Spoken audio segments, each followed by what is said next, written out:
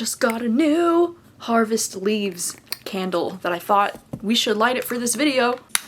Ooh, so pretty. Perfect. Now that the vibes have been set, let's talk about my September wrap up. I am so excited because September is by far the best reading month that I've had all year long and maybe like ever in my entire life. Because in the month of September, I ended up reading 20 books and 9 of the books that I read this month were 5-star new favorites. I even had one book that I gave 4.5 stars that wasn't included in those 5 stars. So the fact that 50% of the books that I read this month ended up being new all-time favorites is insane! Like, I don't think that's ever happened in my entire time of reading that I would have such a high success rate of finding so many 5-star books. I just really can't believe my luck this month. I did have a number of DNFs, if you were wondering. I DNF'd so many things, and maybe that's why I was able to get to so many 5-star favorites, because I'm becoming so much more cutthroat with the DNFs this year. One of the books I DNF'd this month was All the Colors of the Dark. I actually got pretty far into this one. I got 176 pages in before I decided to DNF this one. I also ended up DNFing This Is How You Lose the Time War. I ended up DNFing Boy Parts. I also DNF'd What Happened to Nina, as well as The Trap. And then most recently, for my Screaming Color readathon that I just hosted in the last weekend of September, I also ended up DNFing The Unmothers and We Love the Nightlife. I DNF'd The Unmothers at about 62 pages in. I just could not get invested in this story for whatever reason. And then We Love the Nightlife is another one that I want to say I DNF'd this like maybe 50 pages in. In the month of September, I made 4 different reading vlogs, which is a little bit on the higher side for me. I'm not always usually able to do that many reading vlogs within 1 month. I did make a vlog where I read some really weird books. That was very fun to do. I also did another vlog where I read backlist books until I found a 5-star, and I actually ended up finding 2 5-stars in that video. And then I did do another round of reading your thriller recommendations, which is another one of my favorite videos that I make every single year. And then for the last week of September, I did a very like casual, almost like laid back mood reading kind of vlog where I just read some really anticipated books that I was really looking forward to. And in that video, I also found 2 5-star books in that video. Like, it never happens for me, but it's been happening a lot this month. I also, if you're curious, I did do a video for Patreon this month that was a video dedicated to the book We Used to Live Here. And in this video, it's about like 50 minutes long, I want to say, and it's a completely spoiler-filled video of me like reading this book and letting you know all of my spoilery thoughts. If you were wondering, we are still going to be having the live show for We Used to Live Here. It's going to be coming up on October 4th, so I will have the link down below. The live show did have to get rescheduled, but it will be happening this Friday, so I will have the link down below if you want to save it so you can come to the live show and chat about this book with us. I can't wait to talk about it. But before we do jump into all of the books and the wrap up, I just wanted to take a second to thank today's video sponsor, which is Book of the Month, because October is here and Book of the Month's selections for the month of October are amazing. And if you're not familiar with Book of the Month is a book subscription service. Their mission is to bring the best new fiction forward. So basically every month their team goes through the hundreds of different releases that are coming out every month, and they pick the top 5 or even sometimes up to like 7 picks for you to choose from. That way you can do less time, you know, researching all of the new releases and more time reading the new releases. I always get so excited to see what Book of the Month is going to pick every month, because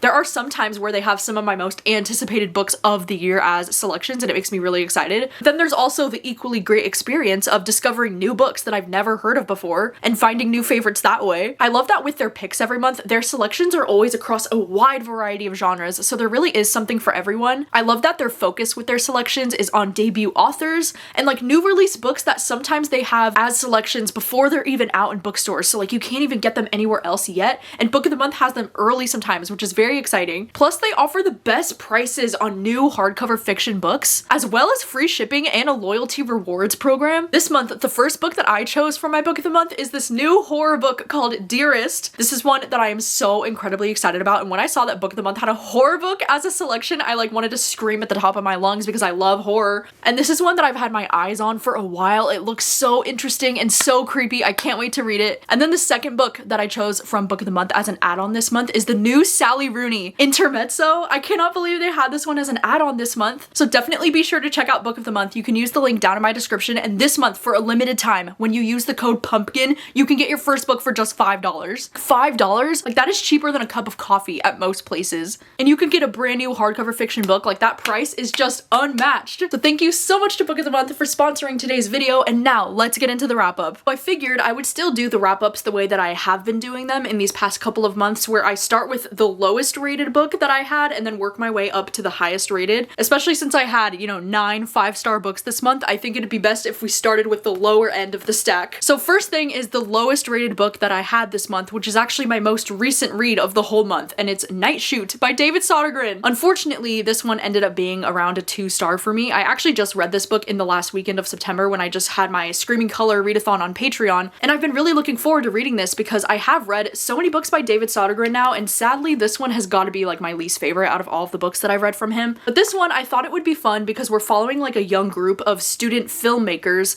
They're going to this place called Crawford Manor to shoot a movie there. The director is this guy named Robert, and his uncle is actually the one that owns this manor. And this guy, Robert, who is the director of this movie, is just one of the most unlikable characters I've read about a book in such a long time. But my issue with these characters was that not only were they like so unlikable, but then also they all just felt so one-dimensional. Like there was just nothing really interesting about any of these characters. I mean, our main protagonist that we're following, Elspeth, like she was definitely the most interesting character. I like that she had a girlfriend and she was mostly interested in like trying to do the right thing. But even her character just still felt so one-dimensional to me. Like I never really connected with her character either. And I was just so bored throughout this entire story. Like I didn't find it to be that creepy either, and the ending was not very satisfying. I don't know, this one was just not for me, unfortunately. I gave it 2 stars. And then the next book that I wanted to talk about is actually Paper Names, which this one I gave 3 stars. Like the fact that I only had one book this month that I gave 2 stars, I think just goes to show what an amazing reading month I've had. Paper Names is a literary fiction book that follows this family that's originally from China. We're following like 3 different perspectives in this book. So we do get the perspective of the father,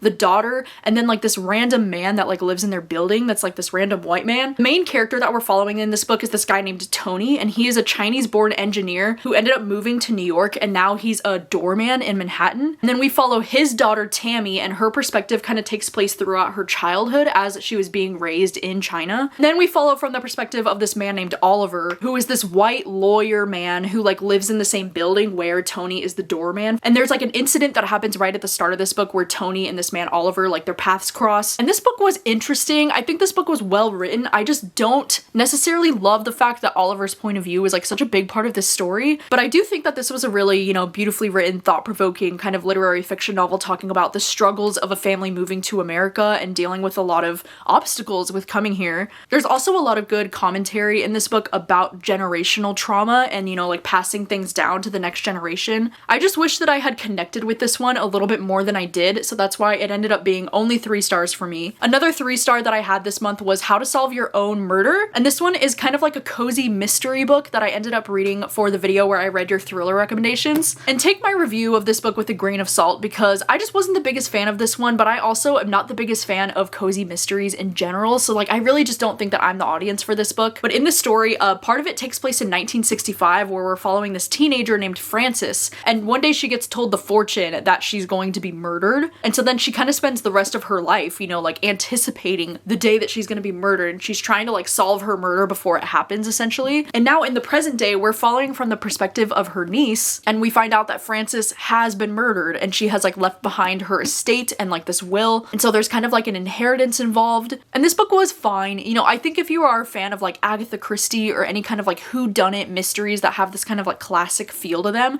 I do think that you could really like this. I really liked Frances as a character, and I love that, we got her perspective in flashback chapters of when she was, a 16-year-old in the 1960s. So I like that we were going back and forth between 2 different timelines in this book, but there were also so many freaking characters that it got so confusing. So I don't know, this one just wasn't really for me. It was 3 stars, it was fine. I also ended up reading The Return of Ellie Black by Amiko Jean. This is another book that I read for that same video of reading your thriller recommendations. Unfortunately, this is another one that just ended up being okay for me. I think I gave this one around 3 stars as well. In this story, we're following from the perspective of a detective, and she is trying to figure out the case of like what ended up happening to Ellie Black, because 2 years ago, this young girl named Ellie Black went missing, and now the story is taking place 2 years later after she's found, and they're trying to figure out like what exactly happened to her when she was missing. And in this story, we not only follow from the perspective of, you know, this detective in the present day as she's trying to piece together what happened to Ellie, but then we do get Ellie's perspective in flashback chapters, so we kind of do get to see what happened to her during those 2 years while she was missing. And that was definitely my favorite aspect of this book, was following from Ellie's perspective. Like, I just thought it was really interesting to read about what was happening to her while she was missing. I personally didn't really care too much for the perspective from the detective because, you know, as I mentioned, like, detective fiction just isn't really my favorite in thrillers. I always tend to get bored for some reason reading from the point of view of a detective. Like, I don't know why, I just find it so not interesting. But this story did have a few, you know, like tricks up its sleeve. There were definitely some things in the plot that I didn't see coming,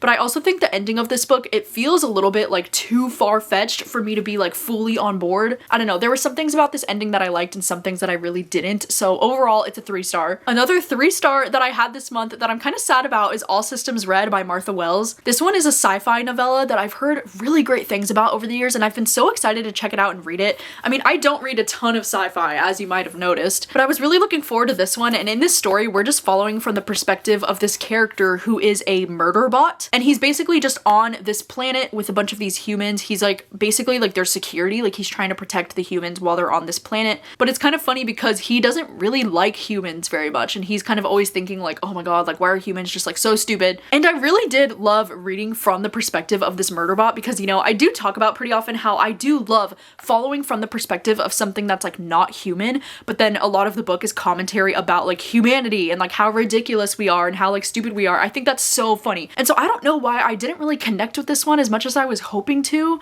I think it is because a lot of like the sci-fi elements of this story just went really over my head. And even though this one was a novella, there were still parts of this book that felt so slow and just kind of like boring. I don't know. I just couldn't get into this the way that I was hoping to. I've heard that the rest of the books in the series get a lot more interesting. So like maybe one day I'll continue on in the series, but for now, I don't know if I'm that interested to do that. This was a 3-star for me. It was okay. The next thing that I read this month was Ally by Junji Ito, and I was so excited to find this at my library because apparently this one's actually a newer short story collection from Junji Ito. And Junji Ito is one of my favorite manga horror authors. I just think he's so good at writing short story fiction. And this is one that I ended up giving this 3.5 stars. I feel like this collection started off so strong because the first 2 short stories, I ended up giving them 5 stars. Like, I loved the first 2 in this collection. And then I feel like most of the stories after that ended up being like okay for me. I had some that I gave 3 stars, some that I gave 2 stars. I did have one that I gave 4 stars, but the rest of them I just thought were kind of like meh, kind of forgettable. But I still wanted to give this collection as a whole 3.5 stars because those first 2 that I gave 5 stars have like really stuck with me. Like, I just really love his short stories and his ideas. I feel like Junji Ito, for me, like he has some of the best and creepiest ideas, but sometimes he doesn't always know how to end his stories. Like, that's mostly my issue with the ones that I don't like, is that I feel like they have a lot of potential, but then I just don't really care for the direction that the story ends up going in. And then another manga that I ended up reading this month was The Summer Hikaru Died, and this is the 2nd volume. I ended up giving this one 4 stars. This manga series is so interesting. I don't even know how to describe it. There's kind of like queer romance in it, but it's also like monster horror. We're following from the perspective of this young boy who, like, his best friend is not his best friend anymore, and he's been replaced by something that's basically like a doppelganger that looks just like his best friend, but it's not his best friend. But then he's also kind of like dealing with these feelings that he might have for his best friend, and so it's just very interesting. It's very sad. It's very weird. I gave this one 4 stars because I am really loving the series. I can't wait to see where it goes. And then one of the thrillers that I read this month that I ended up giving 4 stars is this one called Free Fall by Jessica Barry. This is actually one that I did read because of your recommendation for my video, so thank you for this recommendation because I really liked this one. This one is a thriller that really focuses on a mother-daughter relationship. There's a plane crash that the daughter was on this plane crash, and then she was the only survivor, and so we're kind of reading from her perspective as she is, you know, surviving in the wilderness from this plane crash, and her fiance was actually the guy that was flying the plane. But then in alternate chapters, we do follow from the perspective of her mother as she's like learning about this plane crash, but they haven't been able to find the body. So she thinks that her daughter could be dead. Like, she doesn't know for sure if her daughter survived. And the interesting thing is that these two haven't actually spoken to each other in like 2 years. So she doesn't really know anything about her daughter's life. Like, she didn't even know that her daughter was engaged. And so in this story, we're following from the perspective of both the mother and the daughter, and we do get some flashback chapters too to kind of like see what happened between them and why they're no longer speaking to each other. I just ended up really enjoying my time reading this one. I thought it was so fast paced. It's like one of those perfect thrillers that you could read all within like 1 or 2 sittings because it's very quick. The only reason why I didn't give this one 5 stars is because because the direction of the plot, it just started to go in a way where I was like, I don't always love that in thrillers.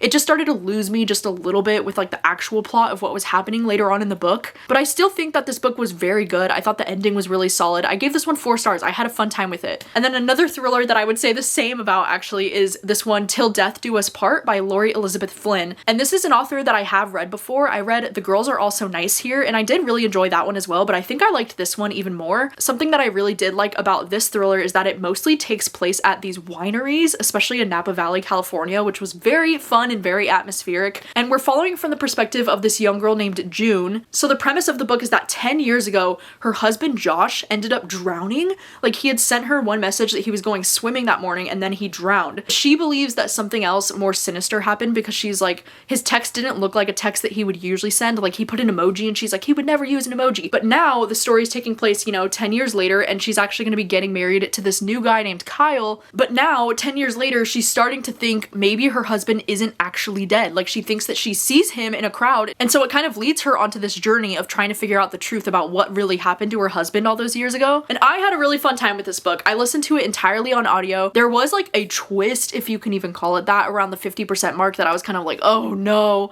because I usually talk about how I just like hate that trope in thrillers, and I think it's so overdone and so annoying. And it's like, it's one of those things where you're just kind of like waiting for the protagonist to like put things together when it's so obvious to you as the reader, at least in my opinion. And so I was kind of like annoyed with that. But then once we got to the end of the book, oh my gosh, there were so many things about the ending that surprised me, like things that I didn't see coming. There were like a few loose ends or like some things that I wanted more answers on about the ending, which is why I couldn't give this a higher rating. But then I loved, oh my god, the final chapter in this book, or like the epilogue. Oh my gosh, it was so crazy. My jaw was just like hanging open. I was like, no way. So I really, really liked the very end of this book. So I ended up giving this one 4 stars. I had a fun time with it. And then another book that I ended up giving 4 stars this month, maybe even 4.5, is I'm a Fan. This one is the first book that I read for the video where I was like reading weird books, because this one is kind of weird because we're following a protagonist in this book who is unnamed, and she is stalking this woman online who is also unnamed, but it's also because she's obsessed with this guy that she's currently sleeping with who is also unnamed. Like, none of the characters have names in this book. This book is written in a very interesting way where it's very like just stream of consciousness, you know, you're just kind of like in the head of this protagonist, and she is very obsessive with this woman online, you know, like she's always checking her Instagram, checking her posts, like she pays attention to like exactly the time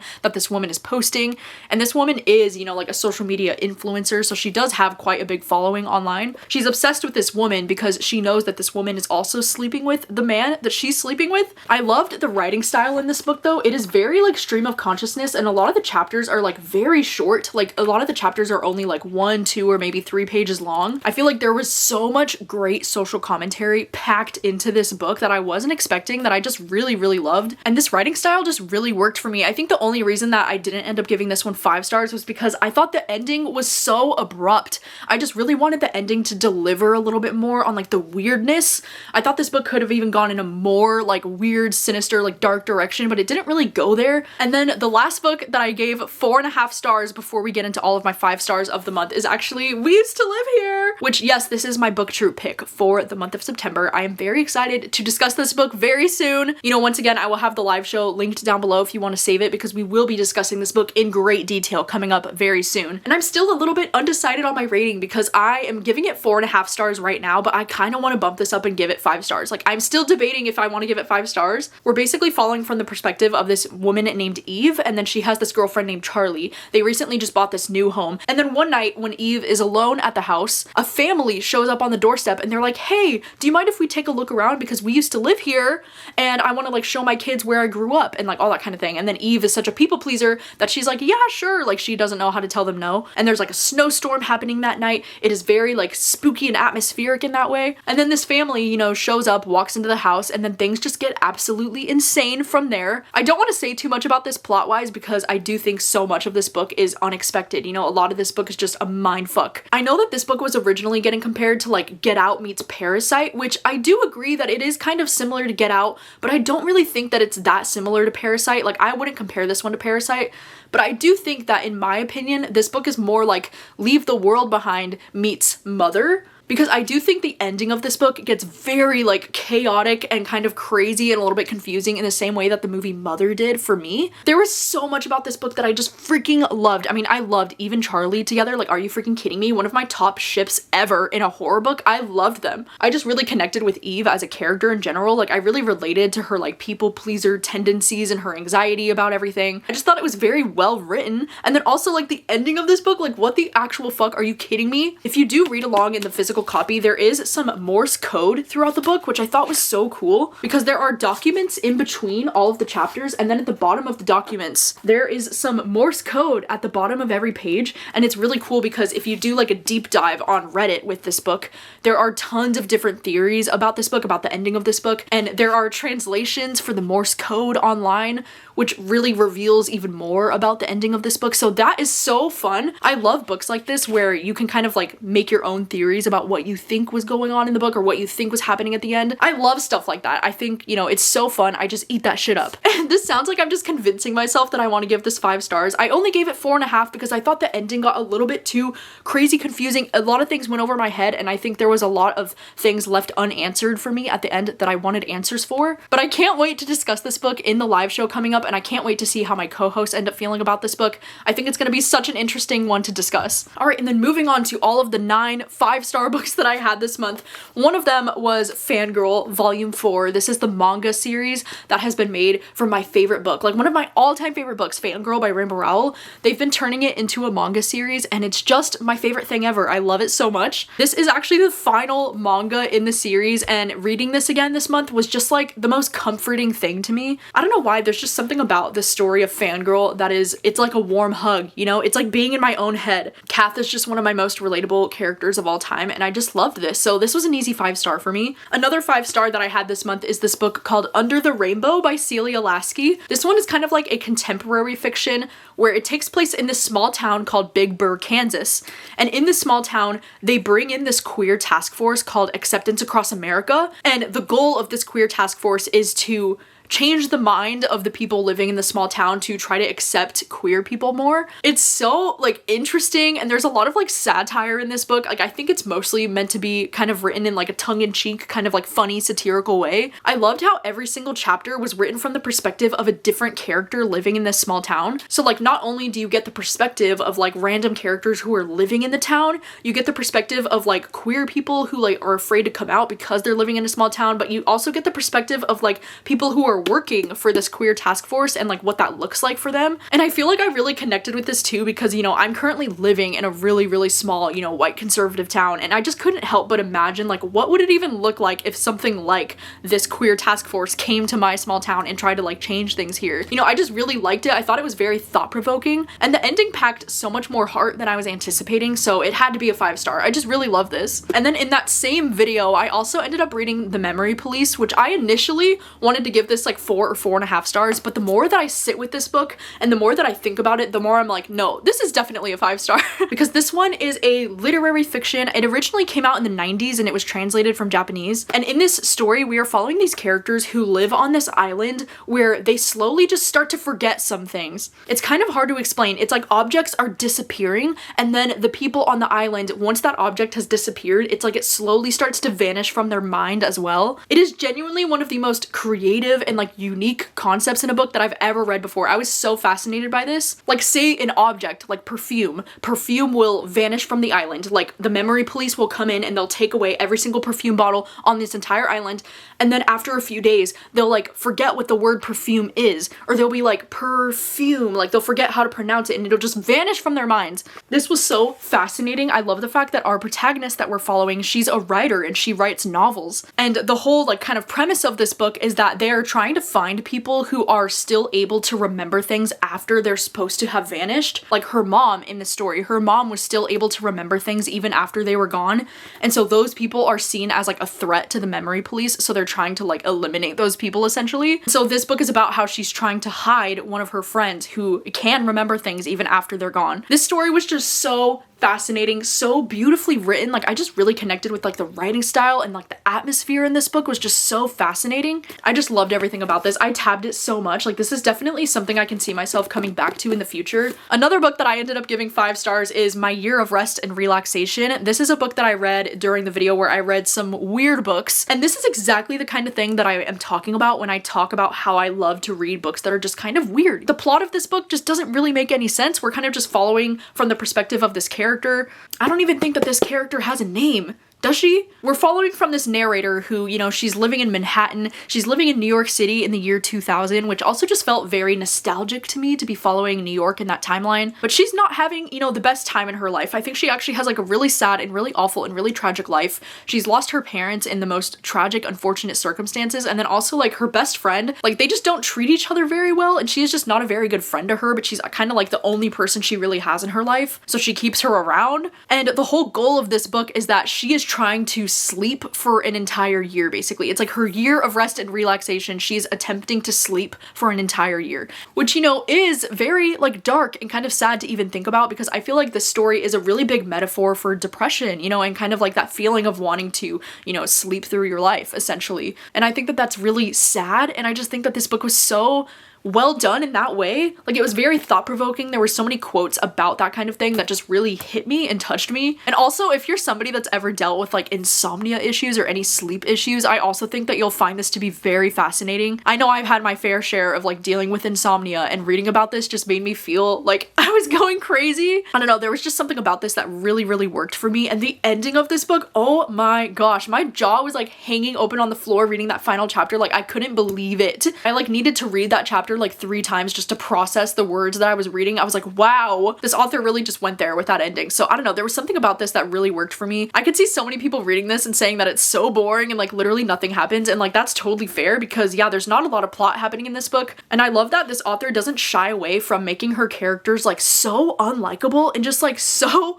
awful, but there is something just about reading this book, like it's interesting. I couldn't pull my eyes away from it. So I gave this one 5 stars. I had a good time with it. And then in that same video of reading weird books, I found another 5-star favorite, and it was Earthlings. But this is one that like, holy shit, I do not recommend that you pick this book up, especially not because of me. Like do not read this because of me, because this book is so dark. It is actually like the most bizarre, weird book that I've ever read in my life. It's one of those books that it's kind of traumatizing. I'm not gonna lie. Like it's a little bit traumatizing. There are trigger warnings for literally everything that you can imagine in this book. And I almost want to compare like the extremeness in this book to that of like extreme horror. Like if you're not prepared to read something that's going to be a little bit extreme and bizarre in a way that is supposed to make you so uncomfortable, like I have never felt so uncomfortable and like on the edge of my seat and like, what the fuck am I reading right now? But there was just something about this. I couldn't deny that it was 5 stars. It was so well written. It was so interesting. Being in the head of this character was just like unlike anything I've ever read before in my life. In this story, we're following this young girl who believes that she's an alien. Like she believes that she was dropped onto Earth, and she has this little plush toy hedgehog that she thinks is like her best friend. And then she also has romantic feelings for her cousin. Even this book, it's like you think that you know where the story could be going, and then every time I thought I knew the direction of where the story was going, I was wrong time and time again. Every single scene that was happening in this book, I was like, oh my god, could it get more crazy? Oh my god, it could. What?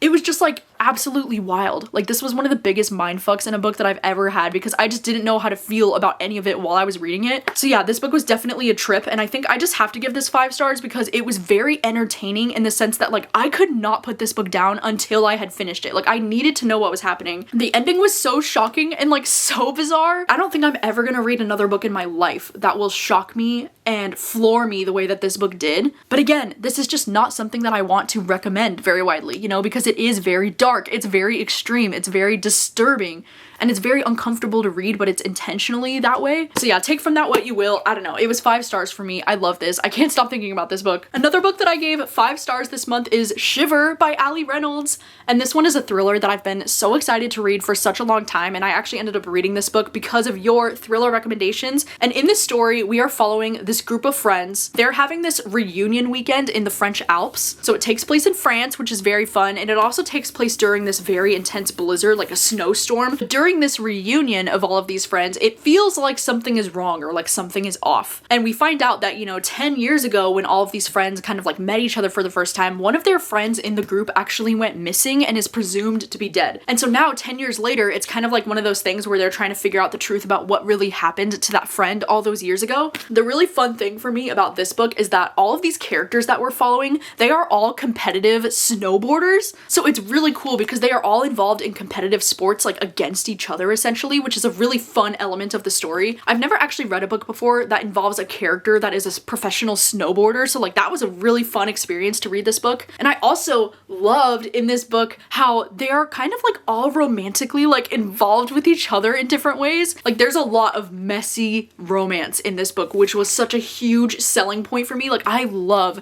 when romance is done well in thrillers where like there's kind of like different love triangles happening. Like, oh my god, it is so juicy and it was so interesting. It was definitely like one of my favorite aspects of this book. But after reading this, I really discovered about myself that I love reading about competitive sports, especially when it means reading about characters who will like literally do whatever it takes to win. I just love that so much. And a lot of like the messy romance in this book, oh my god, it reminded me of like the movie Challengers, which is like maybe my favorite movie that I've seen all year long. So if you liked the kind of like messy romance happening in Challengers and the way that you have these characters who will like do whatever it takes to win, like they really just care about the sport first and foremost, I think you would really like this. I also think if you like, you know, the general writing of like, you know, Ruth Ware or Lucy Foley, I think you would like this. I think if you liked In My Dreams I Hold a Knife, I think you would like this. Another 5-star that I had this month is The Storied Life of A.J. Fikry by Gabrielle Zevin, which this is the same author as Tomorrow and Tomorrow and Tomorrow. And this book actually is more backlist. I think this one published like 10 years ago now. And this one was so unexpected. Oh my god, I did not think that I was gonna love this book the way that I did. Basically in this story, it's kind of like a literary fiction kind of story where we're just following this character named AJ,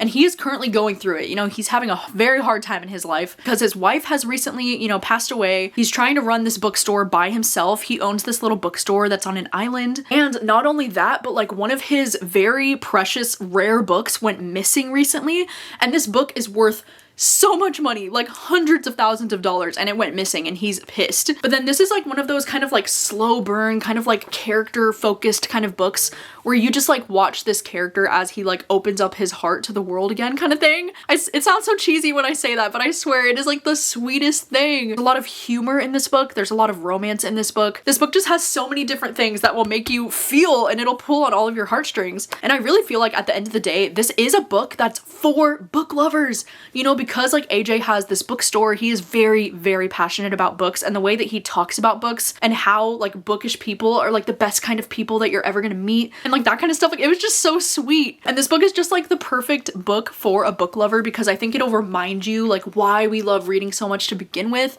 and like why books are so special. Oh, and the ending of this book, like it even had a few moments in the plot that I was like not expecting to happen, and I was shocked. Like this book just really had it all, you know, it was so good. I can't wait to revisit this one in the future. Like I can really see myself rereading this maybe around the holidays. Like there's something so comforting and cozy about reading this book that I just want to reread it over again already. So I gave this one 5 stars. I absolutely loved it. Like these characters in this book are gonna stick with me forever. Like I already know. Another 5-star book that I recently had that ended up being one of my favorite romance books that I've read this year is Forget Me Not by Julie Soto. So in this story, we're following this protagonist named Amma, and she is a wedding planner, which was very fun to read about, by the way. Oh my gosh, like her job is so interesting, and I love that this book really like dives into the details of like what it's like for her job, like day to day. And she basically gets this job opportunity at the start of this book to be a wedding planner for these 2 girls that are very big influencers. And so she knows that this is going to be a really big, you know, career defining moment to be able to get this opportunity.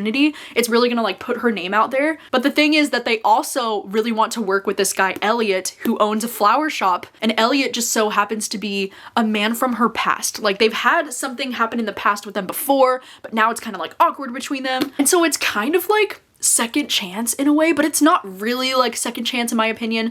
What I really liked about this book is that in the present day, we're following from her perspective, but then we do get Elliot's perspective in the past. So we kind of do get to see like how they met each other and how they've like worked up to like being as awkward and like they don't talk anymore. And I loved both of these characters so much. Like Amma and Elliot, they were both such great characters. I feel like that's so important for me in a romance book to like each one of the characters as individuals, like before they're even together or even talking about being together. Like, I need to like them both as people first. And I really liked both of these characters a lot. I thought the discussion about like the weddings was so much fun because, you know, like that's the reason that why they have to see each other again is because they have to be professional because, you know, like he's doing the flowers for the wedding and then she's the wedding planner. So like they have to keep it professional. I also just thought, oh my god, dude, like the steamy scenes, like the actual steamy like romance scenes in this book were actually so well done. Like I was actually giddy. I feel like sometimes in romance books, the steamy scenes are so like cheesy or cringe or they just make me like, ugh, especially when I'm listening to it on audio. Oh my god, sometimes I'm like, skip ahead, I don't need to hear that. But these ones were actually written in a way where I was like, ooh, I was like blushing and shit. Like they were actually so well written and I loved that about this. I thought this book was so humorous. This one, I actually really liked the conflict in this book and it all felt very realistic to me. So like I just love this, like no notes, 5 stars. This has everything that I love in a romance book. I also think if you like Ali Hazelwood, I feel like you could really love this one. I don't know, there was something about it that definitely reminded me of Ali Hazelwood's writing. All right, and then the last 5-star book that I have this month is one of my most recent reads that I just read during my weekend of Screaming Color, and that is The Center. And this is one that I just randomly actually decided to pick up because